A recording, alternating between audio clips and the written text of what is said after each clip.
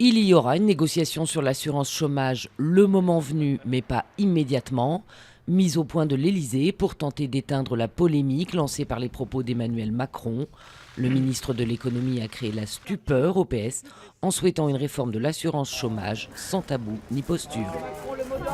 Premier procès pour Jean-Noël Guérini, l'ex-homme fort du PS dans les Bouches-du-Rhône. Le président du Conseil général répond de détournement de fonds publics. La justice le soupçonne d'avoir procédé à un licenciement de complaisance, celui d'un collaborateur devenu depuis député et patron du PS marseillais. Jean-David Ciot, poursuivi pour recel, avait obtenu 65 000 € d'indemnité lors de son licenciement. Affrontement entre manifestants pro-démocratie et des hommes masqués à Hong Kong, des hommes accusés par les étudiants de faire partie des triades, la mafia chinoise. Ces violences interviennent alors que la police avait enlevé une partie des barricades érigées depuis 2 semaines par les manifestants.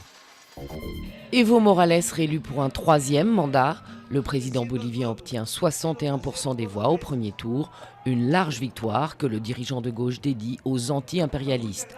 Premier président amérindien de Bolivie, Evo Morales est au pouvoir depuis 2006.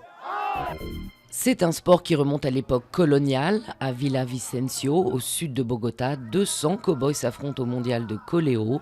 Un sport qui consiste à faire chuter un taureau en l'attrapant par la queue. Un art traditionnel à faire perdurer pour certains, de la maltraitance à animaux pour d'autres.